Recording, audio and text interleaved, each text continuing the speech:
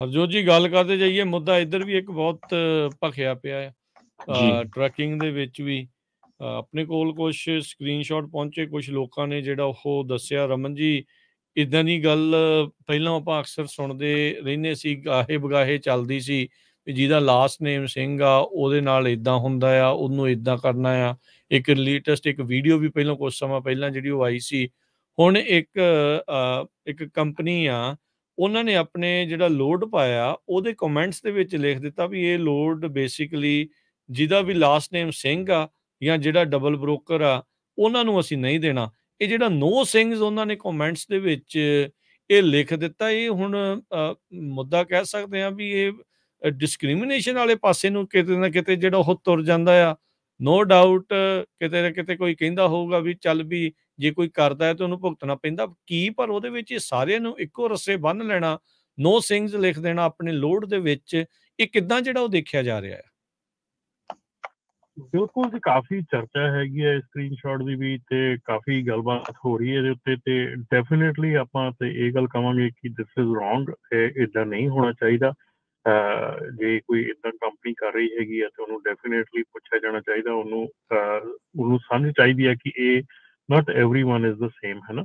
ਤੇ ਬਾਕੀ ਜਿਹੜਾ ਹੈਗਾ, ਹੁਣ ਆਪਾਂ ਪਬਲਿਕ ਦੇ ਵਿਚਾਰ ਸੁਣ ਲੈਂਦੇ ਹਾਂ ਵੀ ਕੀ ਵਿਚਾਰ ਹੈਗੇ ਉਹਨਾਂ ਦੇ, ਕੀ ਕਹਿੰਦੇ ਹੈਗੇ ਉਹ ਇਸ ਬਾਰੇ ਦੇ ਵਿੱਚ ਕਿ ਇਸ ਤਰ੍ਹਾਂ ਦੀ ਜਿਹੜੀ ਕੰਪਨੀ ਹੈਗੀ ਆ ਉਹਨੂੰ ਕਿਸ ਤਰ੍ਹਾਂ ਟੈਕਲ ਕੀਤਾ ਜਾਣਾ ਚਾਹੀਦਾ ਆ, ਕਿਸ ਤਰ੍ਹਾਂ ਉਹਨੂੰ ਜਿਹੜਾ ਆ ਉਹ ਵੇਖਿਆ ਜਾਣਾ ਚਾਹੀਦਾ ਜੀ। ਸੋ ਬਿਲਕੁਲ ਉਹ ਕੰਪਨੀ ਦਾ ਨਾਮ ਵੀ ਸਾਨੂੰ ਦੱਸਣਾ ਚਾਹੀਦਾ ਆ, ਤੇ ਜਿਹੜੇ ਸਾਨੂੰ ਮੈਸੇਜ ਆਏ ਆ ਜਿਹਦੇ ਤੇ ਲਿਖਿਆ ਆ ਵੀ ਇਹ ਲੋਡ ਆ ਜਿਹਦੇ ਨਾਮ ਨਾਲ ਸਿੰਘ ਲੱਗਦਾ ਉਹਨੂੰ ਨਹੀਂ ਦੇਣਾ ਹੈਗਾ। ਸੋ ਤੁਸੀਂ ਕਾਲ ਕਰ ਸਕਦੇ ਹੋ ਵੀ ਇਹਦੇ ਬਾਰੇ ਤੁਹਾਡੇ ਕੀ ਵਿਚਾਰ ਆ, ਤੇ ਜਿਹੜੀਆਂ ਆਰਗੇਨਾਈਜੇਸ਼ਨਸ ਹੈਗੀਆਂ, ਚਾਹੇ ਉਹ ACLU ਆ ਜਾਂ ਹੋਰ ਕੋਈ ਆਪਣੀ ਪੰਜਾਬੀ ਦੀਆਂ, ਉਹਨਾਂ ਨੂੰ ਵੀ ਕੰਟੈਕਟ ਕਰਕੇ ਲਾਸੂਟ ਫਾਈਲ ਕਰਨਾ ਚਾਹੀਦਾ। ਤੇ ਪੰਜਾਬੀ ਰੇਡੀਓ USA ਤੇ ਇਸ ਟਾਈਮ ਲਾਈਵ ਸ਼ੋਅ ਚੱਲ ਰਿਹਾ। ਟੈਲੀਫੋਨ ਨੰਬਰ ਹੈਗਾ 408-272-5200 408-272-5200।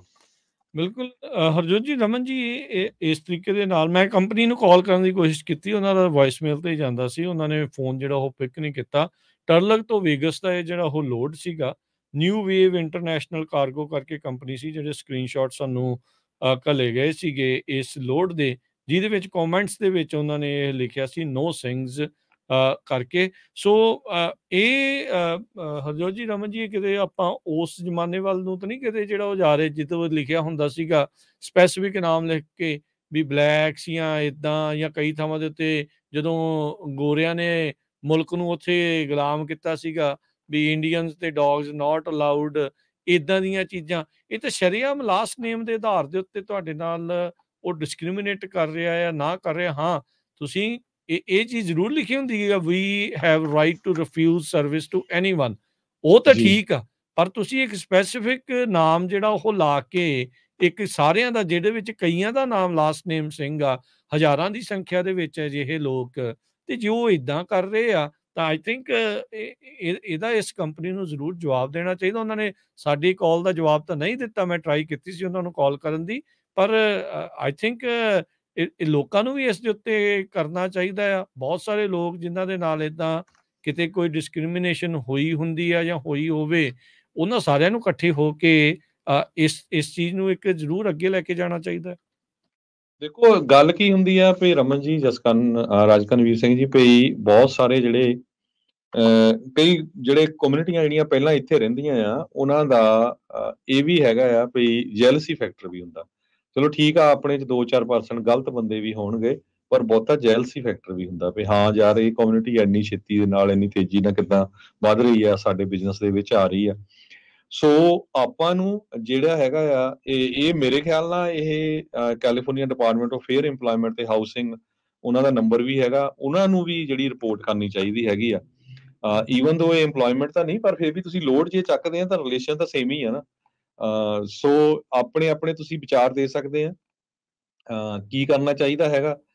ਸਿਵਲ ਰਾਈਟਸ ਕੰਪਲੇਨ ਫਾਈਲ ਕਰਨੀ ਚਾਹੀਦੀ ਆ, ਇਹ ਬਿਲਕੁਲ ਤੁਸੀਂ ਕਰ ਸਕਦੇ ਆ US ਗਵਰਨਮੈਂਟ ਦੇ ਕੋਲ। ਇਹ ਤਾਂ ਸਿੱਧੀ ਸਿਵਲ ਰਾਈਟਸ ਵਾਲੀ ਗੱਲ ਹੈਗੀ ਆ ਜੇ ਦੇਖਿਆ ਜਾਵੇ।